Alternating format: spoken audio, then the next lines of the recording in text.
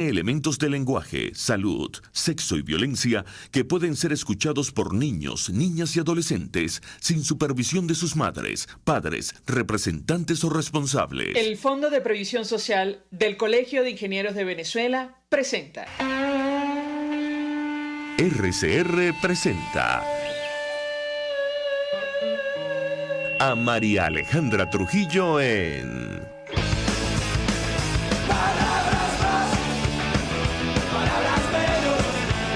Palabras más, palabras menos. Muy buenos días, amigos de Radio Caracas Radio. Lo mejor de este lunes 17 de abril del año 2023. Todo el equipo que trabaja para ustedes a partir de esta hora los saluda. En la producción Génesis Rodríguez, en los controles Julio Pinto, quien tendrá el inmenso placer de acompañarles, María Alejandra Trujillo. Saben, ustedes se pueden comunicar desde muy temprano a través de la cuenta en Twitter, @RCR750, y seguirnos por nuestras plataformas digitales en TuneIn y YouTube. Comento rápidamente algunos titulares de la prensa nacional e internacional. Ya tenemos a nuestro primer invitado vía telefónica. Fuerzas represoras, dice, monitoreamos, del régimen asesinaron 9.465 personas en 10 años. Esto es un documento de Provea, el Programa Venezolano de Educación y Acción. Ellos denunciaron que 9.465 personas fueron asesinadas por policías militares desde el año 2013.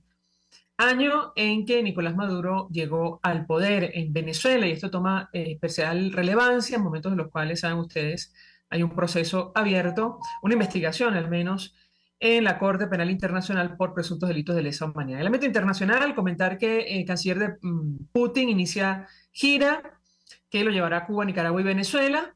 Probablemente algo comentaremos con nuestros invitados. El canciller de Colombia, Álvaro Leiva, se reunió ayer con Nicolás Maduro, esto como parte de la preparación de la conferencia que ha convocado el presidente Gustavo Petro para el 25 de abril, donde se va a discutir la situación política en Venezuela. Y todo esto ocurre en momentos en los cuales, bueno, nuestro país ha sufrido un duro golpe diplomático que tiene que ver con la decisión de la Corte Internacional de Justicia que falló en contra de Venezuela, para definir el reclamo de Guyana por el Esequibo. Nos acompaña alguien que conoce perfectamente este tema y otros, el embajador Sadio Garavini, quien fue embajador de Venezuela, está con nosotros. Le agradezco profundamente recibir nuestra llamada tempranito. Gracias por atendernos. Buenos días. Buenos días, María Alejandra, y buenos días a todos los que nos escuchan. Varios temas, embajador. Iniciaría por este último. Le pediría un comentario inicial sobre el alcance de esta decisión. Con usted hemos hablado en varias oportunidades acerca de este tema, el impacto que esto puede tener con relación a la legítima reclamación de Venezuela sobre el Esequibo. Lo escuchamos. Bueno, la Corte Internacional de Justicia rechazó por 14 votos contra 1 un recurso de inadmisibilidad que presentó Venezuela, tratando de, vamos a decir, de parar el proceso en la Corte Internacional de Justicia, que asumió la jurisprudencia, o sea, mejor dicho, asumió su competencia en relación al tema del Esequibo, y en particular con el tema de la validez o invalidez del laudo arbitral del 1899. Recordemos que ir a la Corte era siempre desde 1966 el escenario buscado por Guyana y rechazado por Venezuela. Por eso siempre digo en estos últimos tiempos que la pregunta que deberían hacerse los venezolanos es cómo es posible que dos secretarios generales de la ONU, no uno, dos, Ban Ki-moon y Antonio Gutiérrez, y el último buen oficiante, el noruego Dag Nylander, o sea, el último, vamos a llamarlo así, correveidile que ayudaba a la negociación entre las partes, decidieron escoger la Corte Internacional de Justicia como medio para solucionar la controversia. Los tres interpretaron el Acuerdo de Ginebra, que el Acuerdo de Ginebra le daba la competencia al secretario general de escoger el medio de solución de la controversia, si no había acuerdo entre las partes.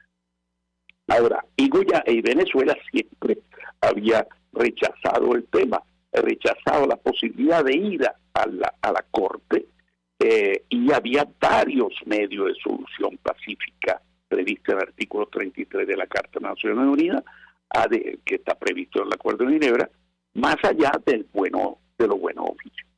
Y era precisamente allí donde la falta de profesionalismo y la responsabilidad de los gobiernos de Chávez y Maduro nos han llevado al peor de los escenarios posibles para Venezuela.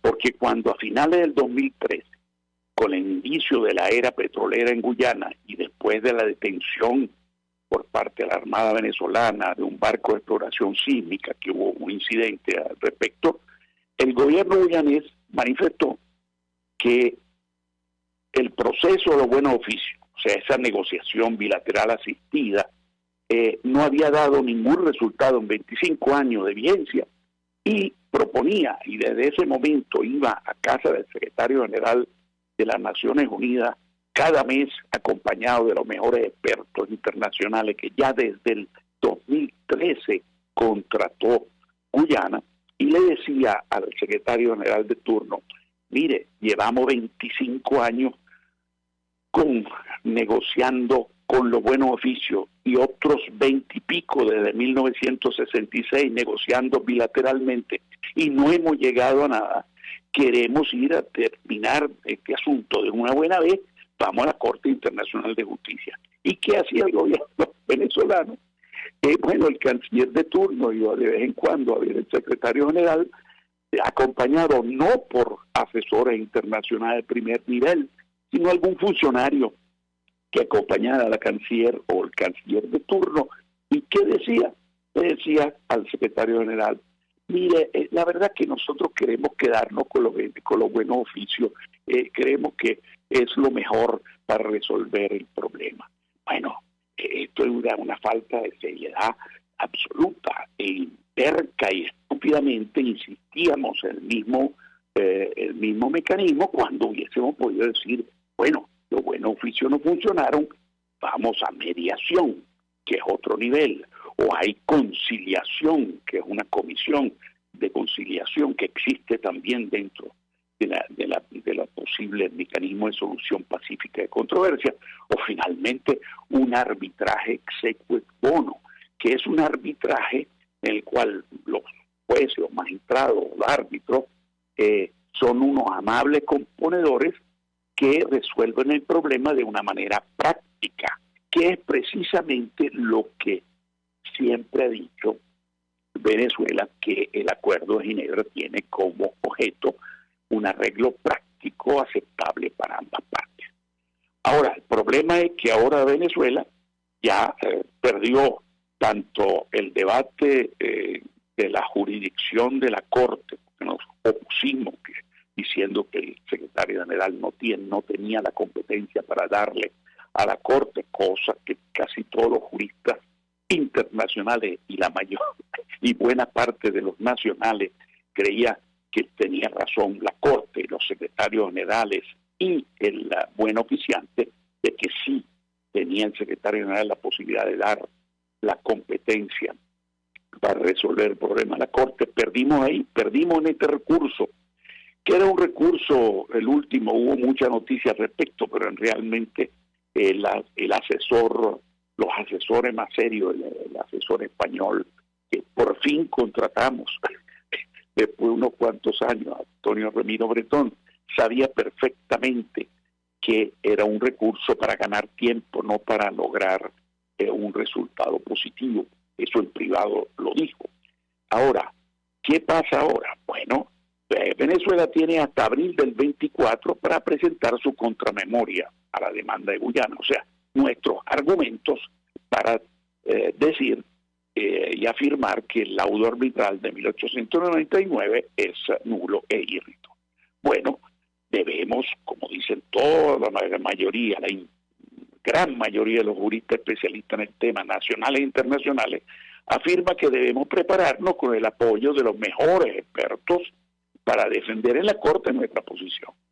En cambio, desgraciadamente, en el gobierno hay todavía una gran indecisión, porque hay un sector que piensa que lo más conveniente es asumir una narrativa ideológica antiimperialista, acusando a la Corte Internacional de Justicia de ser un instrumento del Departamento de Estado de la Exxon, cuando se olvida, de paso, de dos cosas.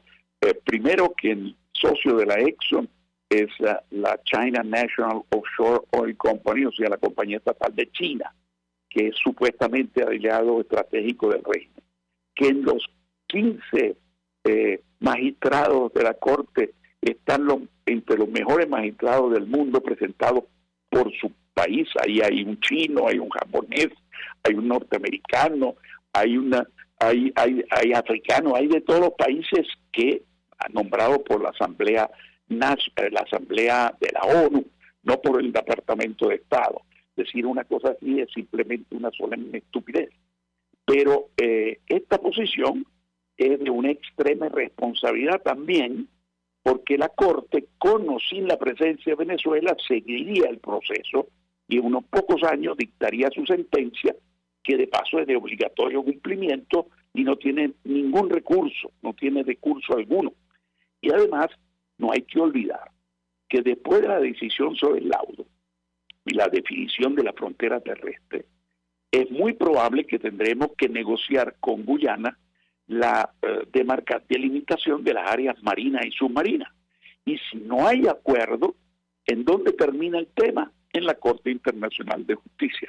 Si decimos a la Corte que son un simple corruptos a sueldo de la Exxon y el Departamento de Estado, se pueden imaginar qué simpatía van a tener hacia Venezuela. Por eso digo que es de una extrema irresponsabilidad. ¿Aló?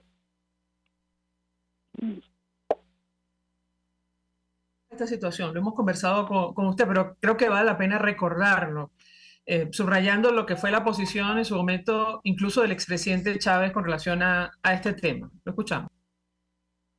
Bueno, claro, allí hubo errores del pasado muy graves. El 2004 Chávez simplemente fue a Georgetown en la reunión, en la simpatía del momento, afirmó que Venezuela ya no se iba a oponer a las inversiones de transnacionales Esequibo, que era lo que había hecho los gobiernos anteriores por más de 40 años, era una de las cartas de negociación que tenía Venezuela para presionar a Guyana. Bueno, con eso se abandonó a cambio de nada una carta de negociación importante. Pero peor todavía, en el 2007, Chávez también dio una declaración pública en la cual dijo que, bueno, que la reactivación de la reclamación venezolana en 1962 por parte de Betancur había sido por presión del imperio norteamericano, el presidente Kennedy, para desestabilizar el gobiernito autónomo, pero no independiente todavía, de Cheddi Jagan, que era un gobierno de izquierda. Bueno, eso es otra estupidez muy grande, porque pensar que los Estados Unidos necesitaban decirle a Betancur para presionar o desestabilizar a Cheddi Jagan, cuando lo único que podían hacer era algo mucho mejor, simplemente llamar a Macmillan, que era el primer ministro británico, aliado mayor de los Estados Unidos, y impedir que Jagan llegara al gobierno dándole la independencia. La Gran Bretaña efectivamente no le dio la independencia hasta que no hubo cambio de gobierno. Por eso digo pero el daño fue tan grande que el embajador guyanés de esa época en Venezuela, en el Nacional, eso consta, dio una declaración y dijo, bueno, pero si el presidente de Venezuela piensa así, el próximo paso debería simplemente afirmar y abandonar el reclamo.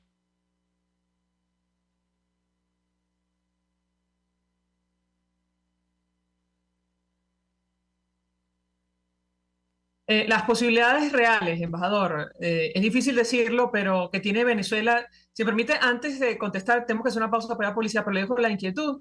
¿qué probabilidades tiene Venezuela de obtener un éxito en las actuales circunstancias, tomando en consideración no solo los argumentos, lo que han sido los antecedentes, sino además el equipo legal que ahora mismo, en teoría, defiende los intereses de nuestro país? Al regreso, le doy la palabra para contestar. Ya venimos. Usted escucha Palabras Más, Palabras Menos en RCR 750 AM. Puedes seguirnos en nuestras redes sociales. En Twitter, @RCR750, la radio que se ve. Mensaje del ingeniero José Peraza, tesorero del FONPRES CIB. Estimado colega ingeniero arquitecto y profesional afín, el Colegio de Ingenieros de Venezuela y el Fondo de Previsión Social, preocupado por la salud de tu familia, ha diseñado un sistema de salud integral que coloca a tu disposición y que contiene asistencia primaria de salud, ambulancia, hospitalización, cirugía, oftalmología, dermatología, fisioterapia, psicología, odontología, farmacia y funerario. Para mayor información, visítanos a nuestros portales cib.net.be, fonprescib.net.be, Colegio de Ingenieros de Venezuela, construyendo futuro. El que sabe de sabor sabe de saber que Del Corso es la clásica pastelería italiana de Caracas. Qué ricos sus dulces típicos tradicionales como los auténticos cannoli, la sfogliatella o la cola de langosta no tienen comparación. La pasta seca de almendras y chocolate o su gran variedad de tortas, cumpleaños, bodas, bautizos o comuniones, reuniones familiares o eventos corporativos. Teléfonos 0212-941-1971. Pastelería Del Corso, la pastelería italiana por tradición y excelencia. Pluralidad contigo. Respeto contigo. Responsabilidad contigo.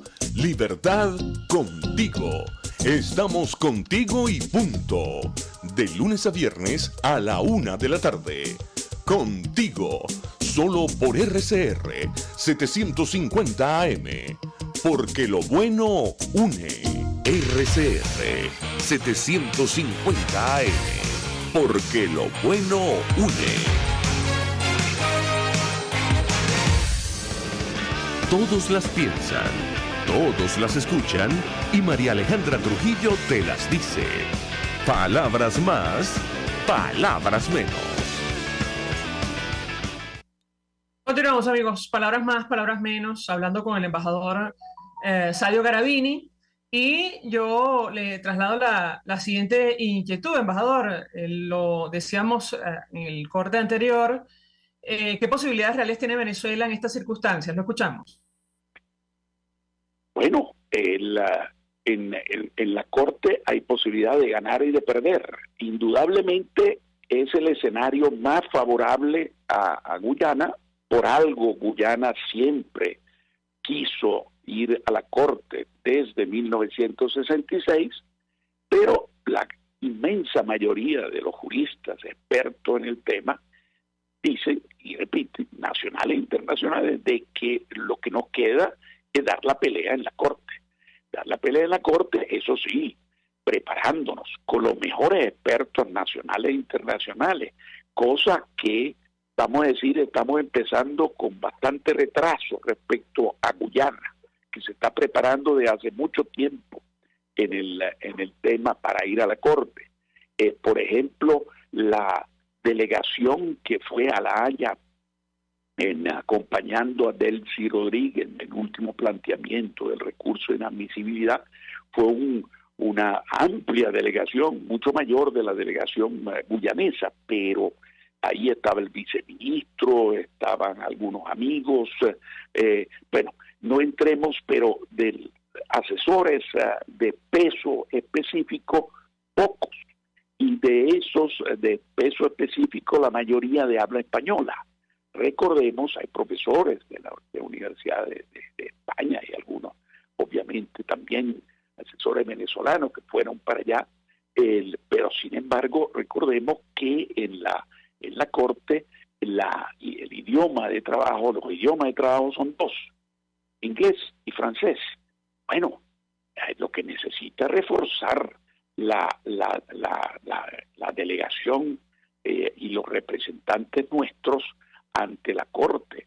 Necesitamos más asesores de habla inglesa y francesa, de primer nivel, de primer peso en materia de derecho internacional público.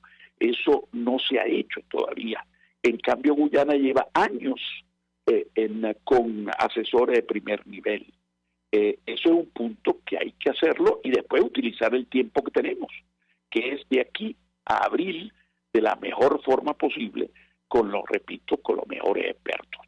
Ahora, en cambio, aquí sigue la gente que piensa, repito, como dijimos antes, de simplemente darle una patada a la mesa, lo cual sería lo más irresponsable, pero hay otros que están con pajaritos preñados, perdóname la palabra sencilla, sino que de pensar que, ¿por qué no tratamos de convencer a Guyana de negociar de nuevo?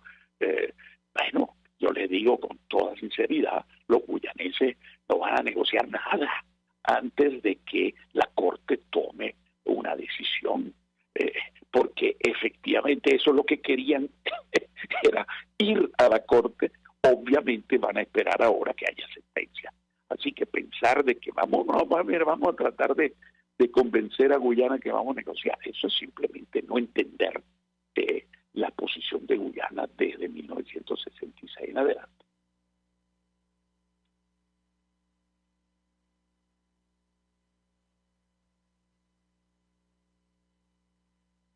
Quiere decir, embajador, que esta administración de carácter militar, desde que llegó el chavismo a nuestro poder, probablemente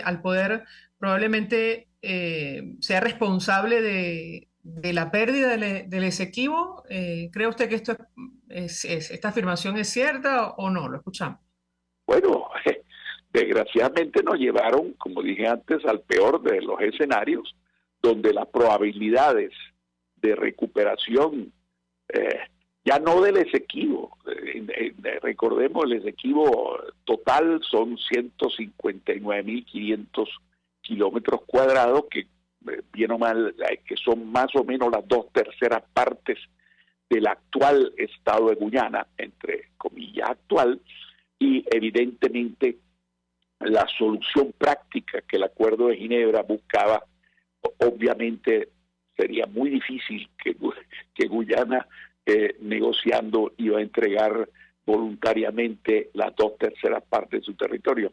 Pero el problema está en que nos ha puesto en el peor de los escenarios, porque si había alguna posibilidad, que sí la hubo, de recuperación parcial y de tener en el área, básicamente áreas marinas y submarinas, una mejor solución respecto a la delimitación que va a venir, bueno, evidentemente nos pusieron en el peor de los escenarios también allí. Entonces las probabilidades efectivamente son bajas. Repito, no son inexistentes. En la Corte se puede dar la pelea, se puede lograr convencer, o mejor dicho, demostrar de que el laudo fue una absoluta injusticia y desde el punto de vista del derecho tiene muchas fallas, para no hablar, efectivamente, tenemos base para decir que el laudo de 1899 es nulo. Bueno, trabajemos con los mejores expertos, pero desgraciadamente, por ejemplo, se empezó mal, repito, con pocos expertos buenos. Los agentes del Estado son un historiador, una respetabilísima profesora, pero de Derecho Penal, y un diplomático de carrera, que por cierto ahora es secretario del ALBA. O sea, está haciendo otro trabajo, cuando aquí esto sería un trabajo a tiempo completo. Pero bueno, repito, esa es la demostración de que estamos muy mal parados. Sin embargo, no hay que dejar de hacer el esfuerzo, porque tenemos tiempo hasta abril del año 24.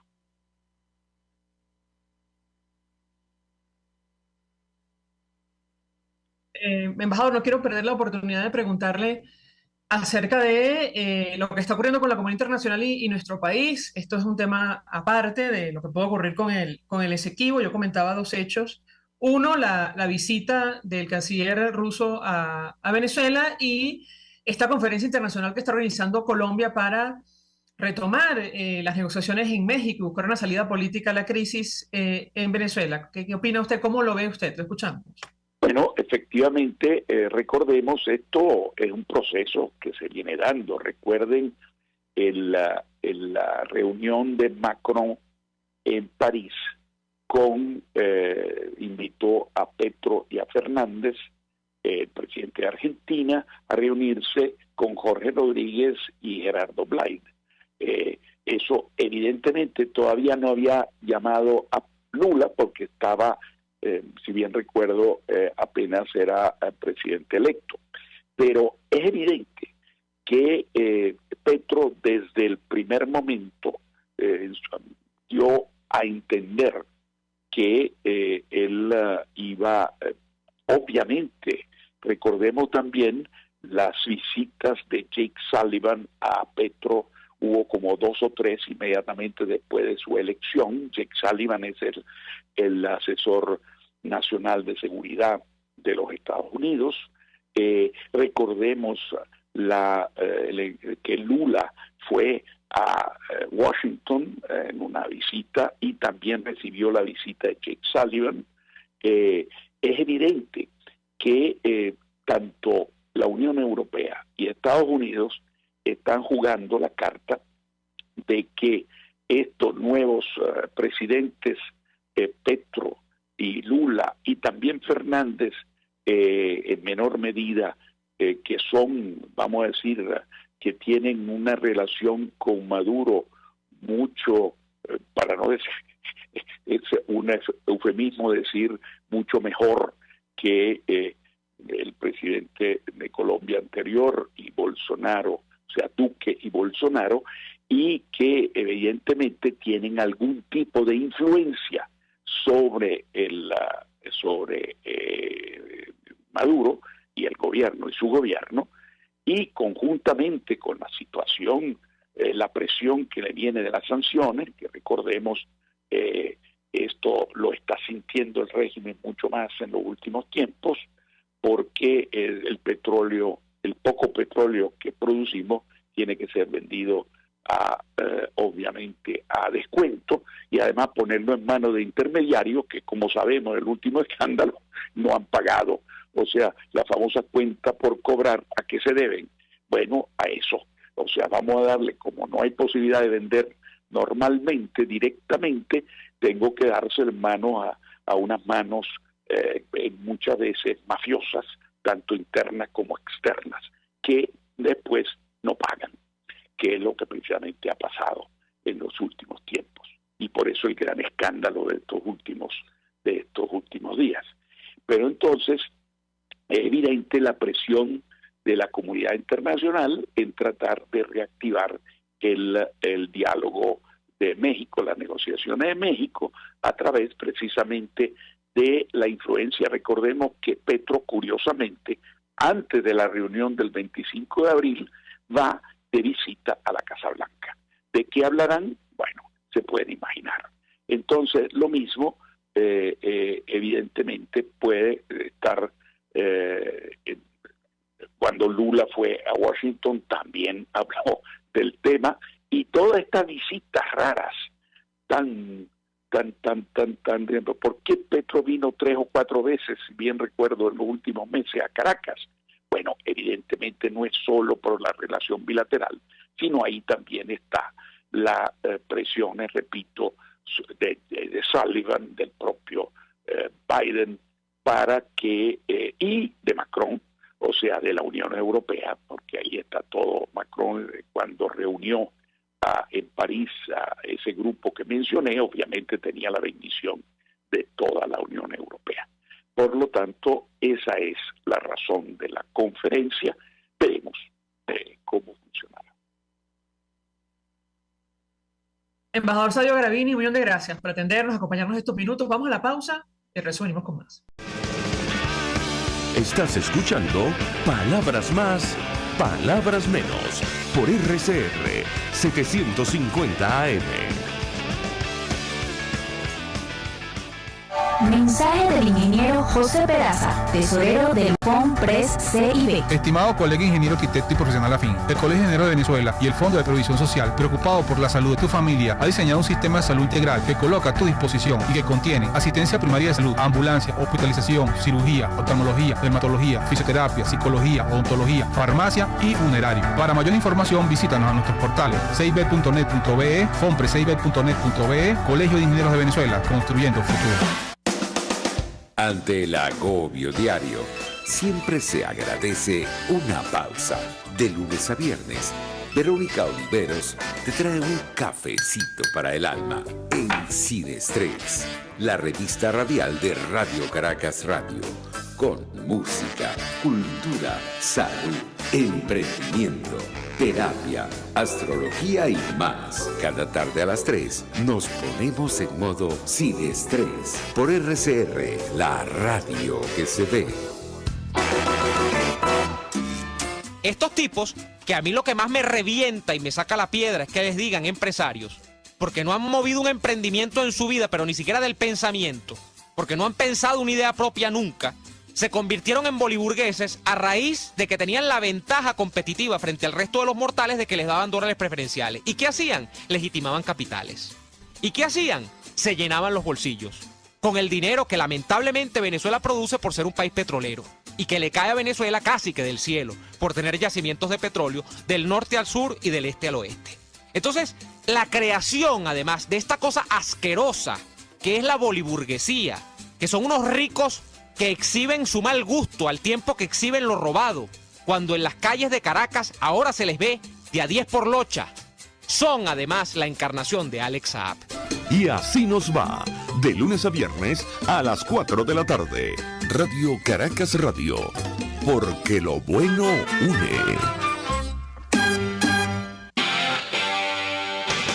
RCR 750 AM. Porque lo bueno une.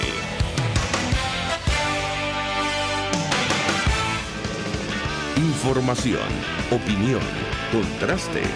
María Alejandra Trujillo está en Palabras Más, Palabras Menos. Continuamos, amigos, palabras más, palabras menos, hablando acerca del Esequibo, el destino de esta reclamación legítima de nuestro país. Se suma a nuestra mesa de debate alguien que también conoce el tema, el profesor Adolfo Salgueiro, además ha escrito al respecto. Gracias por atendernos. Muy buenos días. Hola, María Alejandra, buenos días, a la orden.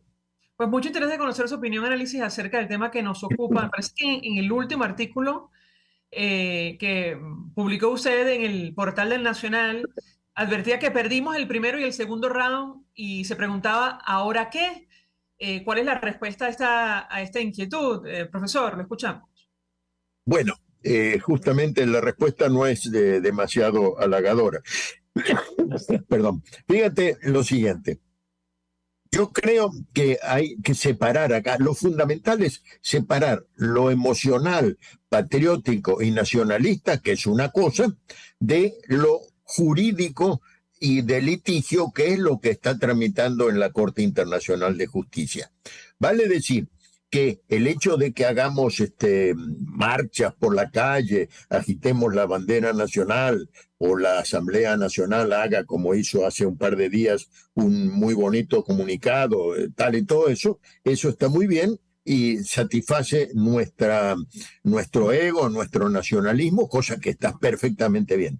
Ahora, la Corte Internacional de Justicia es un tribunal de derecho, juzga de acuerdo al derecho. Yo tengo la certeza de que eso es así. Yo hice una pasantía ahí en La Haya y sé cómo funciona eso. Entonces, las cosas que justamente el artículo al cual tú haces mención, menciona las cosas que hay que ver bien.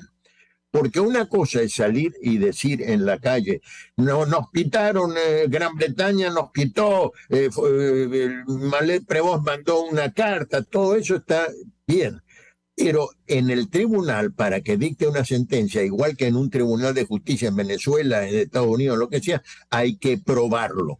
¿Y quién es el que tiene que dar la prueba? Venezuela. ¿Por qué? Porque Venezuela es el que quiere el territorio. Quien lo tiene es Guyana, cuya posesión se la dio el laudo arbitral de 1899. Entonces, nosotros queremos que eso cambie, que en vez de tenerlo ellos, tengámoslo nosotros, tenemos que probar. Entonces, el tema de que Inglaterra nos lo quitó arteramente, bueno, a ver qué documentos tenemos en la calle o en las audiciones de radio, televisión. No, porque nosotros tenemos documentos. ¿Los tenemos? Efectivamente, la verdad es que sí tenemos bastantes. Hay que mostrarlos.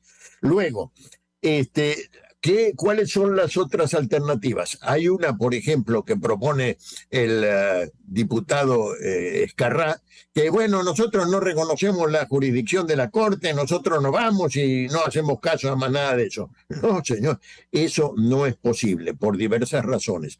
Venezuela sí quiso poner en tela de juicio la jurisdicción de la Corte y perdió los dos primeros rounds. El primero, cuando la Corte sentenció en 2020 que sí tenía, que Venezuela sí había dado el consentimiento para que este caso se realizara en la Corte Internacional de Justicia. Mira, aclárame, ¿cuánto tiempo tenemos para ubicarme?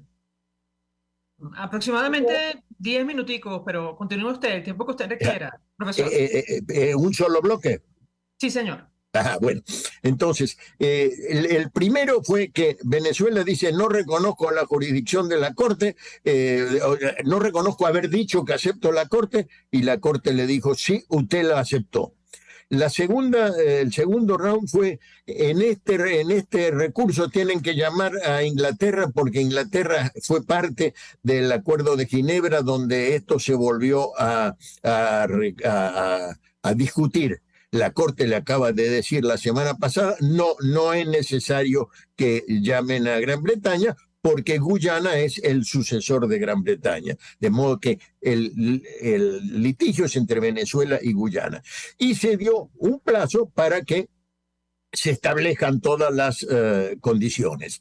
Entonces, si nosotros no vamos de la Corte, imagínate tú, eso es como los muchachos malcriados, cojo la pelota, echo tierrita y me voy y no juega más nadie. No, eso no se puede hacer. Primero, Venezuela es miembro de las Naciones Unidas. Y por cierto, el gobierno reconocido por Naciones Unidas es el gobierno de Maduro, no el otro. Todos los países del mundo son miembros de las Naciones Unidas. No te puedes ir de ahí, porque te quedas solo en el mundo. Luego, si tú te vas de ahí, Venezuela es un país que necesita ahora y después asistencia financiera. ¿A quién se la va a pedir? Al Fondo Monetario Internacional, al Banco Mundial. ¿Tú crees que si tú diste media vuelta y dices, no, yo he hecho tierrita y me voy, tú puedes ir a un organismo internacional a pedir que te ayuden financieramente? No me parece que eso sea posible. De manera que la alternativa que algunos dicen, bueno, nos vamos, no me parece que sea posible. Otro mito que hay acá, y posiblemente sea polémico lo que voy a decir, porque mucha gente, especialmente la gente que me sigue a mí o que sabe cómo pienso yo, le puede parecer polémico. Es lo siguiente: la culpa de todo esto la tienen Chávez y Maduro. No, señor, la culpa de todo esto la tiene el gobierno de Venezuela desde 1899 hasta hoy, porque en 1899 el laudo fue dicho y fue aceptado por los representantes de Venezuela. En 1905 Venezuela delimitó de conformidad con ese laudo. En esa época los gobiernos eran de facto, pero cuando empezó la reclamación, porque se dieron cuenta de que podría haber algo, que fue en 1963, el gobierno era constitucional. Y todas las reclamaciones que hubieron desde entonces hasta ahora, no hasta ahora en Maduro, porque Maduro es usurpador, pero hasta ese momento el presidente Chávez y Maduro fueron presidentes constitucionales.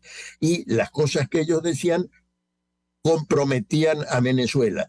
De manera que todos los gobiernos constitucionales de 63 a la fecha son copartícipes. Ahora, Chávez agarró una cosa que venía manoseada y la puso peor. Eso es verdad.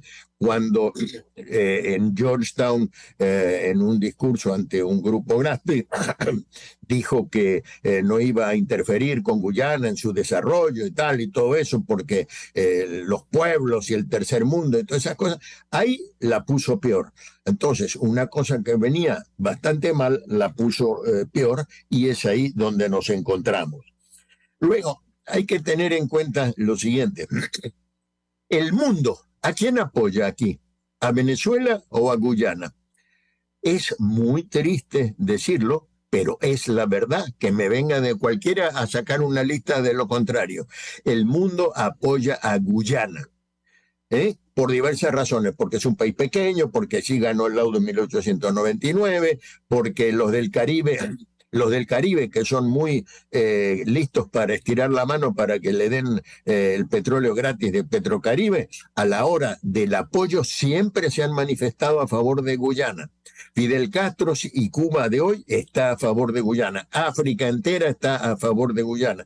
De manera que no tenemos allí un público muy favorable. Otra cosa más que tengo que decir. El famoso mapa, el mapa que tiene la colita esa así a la derecha con las rayitas oblicuas, nosotros decimos, esa es Venezuela, tiene esto. Señores, ese es el mapa oficial de Venezuela, donde Venezuela dice que tiene eso porque lo está queriendo reclamar. Vaya usted al mapa de Naciones Unidas o a cualquier otro mapa del mundo que no sea el mapa oficial de Venezuela, esa colita no está, porque en el mundo ese pedazo es de Guyana, como en efecto Guyana no está ahí usurpando en nada, está ahí porque le dieron la posesión en un laudo que a nosotros no nos gusta y lo queremos echar para atrás. De manera que todas esas cosas que voy diciendo, que no son muy bonitas, pero son necesarias para que el público en general vaya tomando nota de que estamos en una situación bastante difícil. Luego hay otro argumento. Vamos a buscar una solución de fuerza. Nosotros somos los guapos del barrio y vamos a invadir esa broma. Miren, Venezuela no es una potencia militar. Es un país con un ejército más o menos en bastante mal estado de apresto y no está en condiciones ni económicas ni políticas de hacer eso. Fíjate tú que una superpotencia como Rusia invadió a Ucrania y el mundo entero le hizo frente. ¿Tú crees que me parece que ahí es hoy día tratar de imponerse por la fuerza territorialmente es bastante difícil? De manera que hacerlo sería una locura con consecuencias. Otra cosa que es necesario desmitificar es la siguiente. Tú ves que en la calle, en los jueces están a la orden o a juicio, a sueldo de la Exxon, que es la que paga los honorarios porque tiene interés en el petróleo. Esa es una afirmación doblemente peligrosa. La primera, si yo fuera juez y uno de los litigantes viene a decirme que yo estoy en el payroll de la Exxon y que yo soy corrupto y tal, y qué sé yo, me causaría bastante mala impresión, me costaría fallar a favor de quien alegue eso. Y la otra cosa es, tengo la absoluta certeza, porque yo estuve allá en una pasantía, de que eso no es cierto. Los jueces de la Corte Internacional de Justicia son ciudadanos probos, que para poder ser juez de eso necesita tener las calificaciones para ser juez del principal tribunal de su país. Ahí han estado y están juristas muy importantes. Y la prueba está de que es las cosas como yo estoy diciendo, en esta última sentencia, donde le dijeron a Venezuela, usted no tiene derecho a traer a Inglaterra aquí, porque aquí el que litiga es Guyana, la votación, oye bien, la votación fue 14-1. El 1 es el juez ad hoc que nombró Venezuela. Todos los jueces, todos votaron en contra. ¿Será que todos están en la nómina de la Exxon, que todos son corruptos? En fin, son cosas que uno puede imaginarse, puede decir con mayor o menor responsabilidad, pero el cuadro que yo estoy pintando acá, y que lamento tener que pintarlo, no es que estoy contento, lamento mucho tener que pintar este cuadro, es un cuadro que nos lleva a una situación de litigio muy complicada. Si la Corte llegase a decidir, ahora está el fondo, ¿a dónde estamos ahora? La Corte dijo, bueno, déjense de cosas raras, vamos al fondo. El fondo es, ¿el laudo es nulo o no es nulo? Entonces Venezuela sí es nulo el laudo porque el juez, el principal juez del momento de Martens era un ruso a sueldo de Inglaterra y a Venezuela la presionaron. Primero, hay que probar que el señor de Martens y otros jueces actuaron de mala fe. Imagínate tú probar en 2023 la buena o mala fe de un señor que estaba emitiendo una sentencia en 1899. Pues parece que es algo difícil. Luego, hubo presión. Es probable, seguramente que hubo presión. En todos los tratados hay presión. Y si tú fueras a echar para atrás en el mundo todas las cosas que se hicieron con presión o con fuerza, el mundo no podría ser como es. Imagínate tú, Alemania se rindió y firmó un acuerdo en 1945, al finalizar la Segunda Guerra Mundial. Lo hizo de mil amores, en una ceremonia con papel picado y los diablos de Yare para festejarlo. No, señor, lo hizo vencida militarmente, y por eso es que sus fronteras hoy son como son. Lo mismo cualquier... Fíjate tú, por ejemplo, Nicaragua le ganó a Colombia la mayor parte del mar Caribe que disputaban hace de esto 3, 4 años nada más, excepto la isla de San Andrés y Providencia, y Colombia se la tuvo que aguantar. Políticamente al presidente Santos le hizo mal, cualquier presidente que le den un fallo en contra le hizo mal. Sin embargo, fíjate tú, Bolivia litigó con Chile ahora en el 2018 para tratar de que Chile le volviera a negociar la salida al mar, y la Corte le dijo que no tenía razón, que no tenía la obligación Chile de negociar eso. Y el día que la Corte dijo ese fallo, el señor Evo Morales estaba adentro de la sala para escuchar el fallo, que no le debe haber gustado nada. A mí Evo Morales no es el santo de mi devoción, pero se la tuvo que calar y dijo, lo lamento mucho, esto es muy injusto, pero la Corte es la Corte. Entonces, todo este cuadro, María Alejandra, dime tú si presenta una buena perspectiva. La perspectiva está en que nosotros, los venezolanos, hagamos de esto un asunto nacional. Este no es un asunto ni bolivariano, ni madurista, ni de Guaidó, ni nada. Este es un asunto de los venezolanos en su totalidad. Yo, que me crié en la Argentina, viví y crecí con eso de las Malvinas desde el primer día que fui al colegio, porque era un asunto nacional.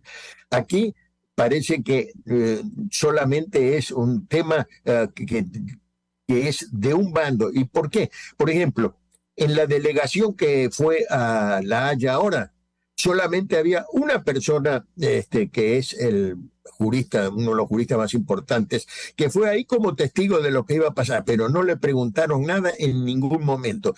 Las academias, las universidades, los que sabemos de esto, los profesores, a nadie han consultado, salvo a los que ellos les parece, en fin.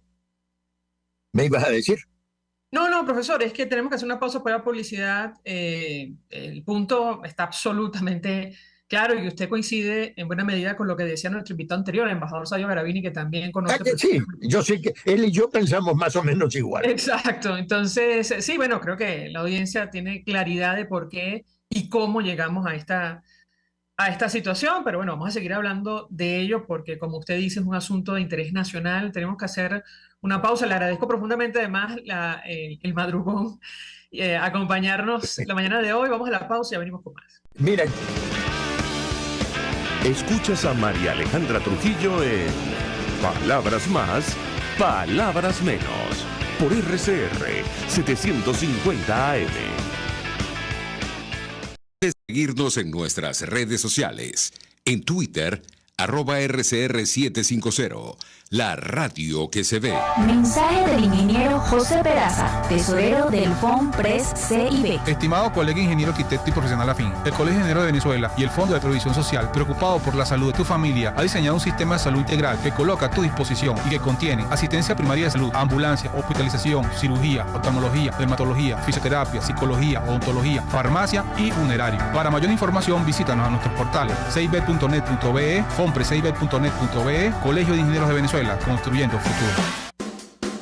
Pretty Woman. La gran estilista Teresa está al frente de su salón de belleza Tarena, con su maravilloso equipo de profesionales peluqueras y manicuristas. En el salón de belleza Tarena siempre vas a lograr el look de la mujer bonita. Está en la planta alta del Centro Comercial Galerías Prados del Este. Ven para que te consientan. Pide tu cita por el 0414-222-6577. Salón de belleza Tarena. Atención como tú lo mereces, con todo cariño. Pretty Woman. RCR 750 AM. Porque lo bueno une.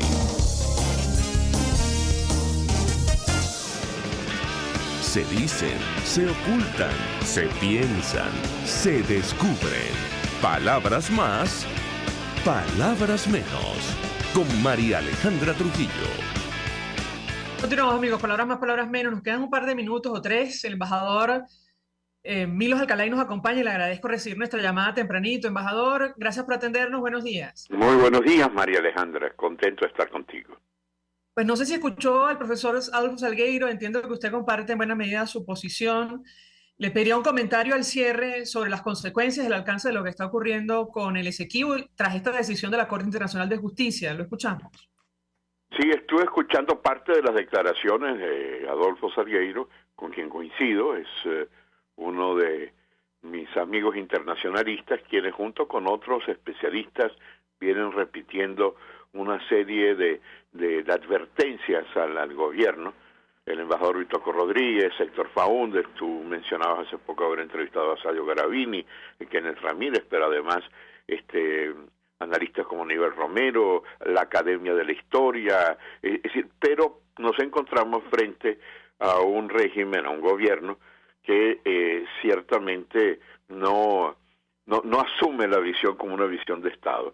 A veces sí llama a uno u otro 24 horas antes de tomar una decisión para la galería, para tratar de decir que está conversando, pero no hay una unidad de tratar de establecer dentro de diversos criterios, porque no es fácil, y Adolfo Salgueiro reflejaba, pero ciertamente la necesidad de actuar de una manera coherente y permanente, independientemente de que este gobierno termine o no termine, hay el Estado venezolano que tiene que continuar.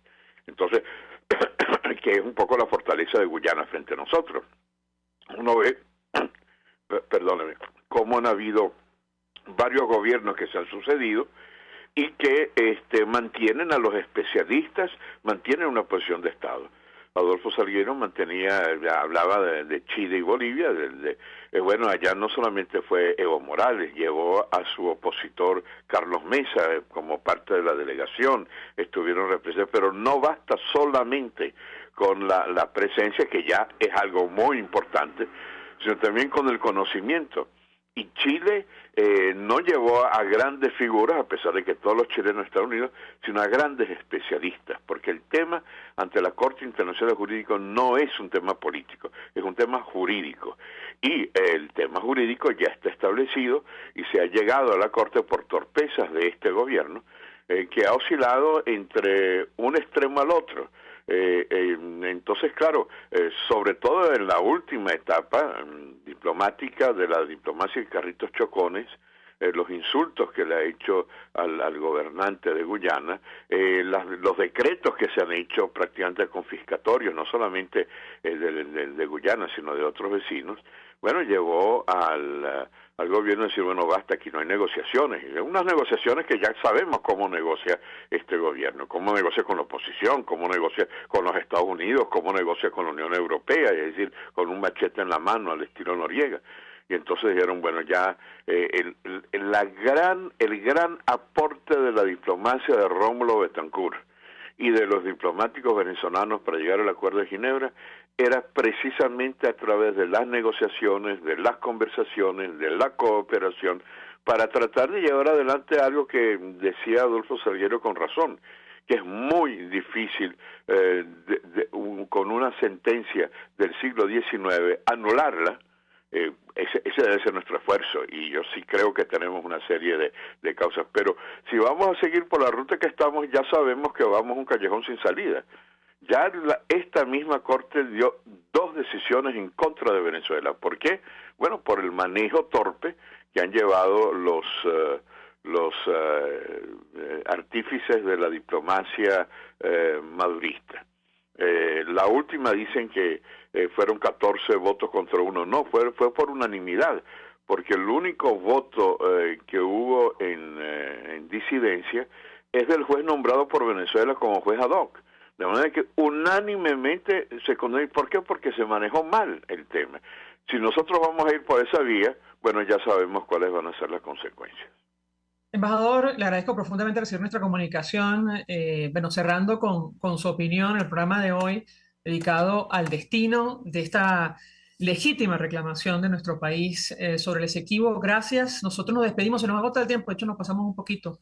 Nos despedimos en nombre de todo el equipo, los dejamos por todos los medios. El Fondo de Previsión Social del Colegio de Ingenieros de Venezuela presentó. RCR presentó Palabras Más, Palabras Menos. RCR 750 AM.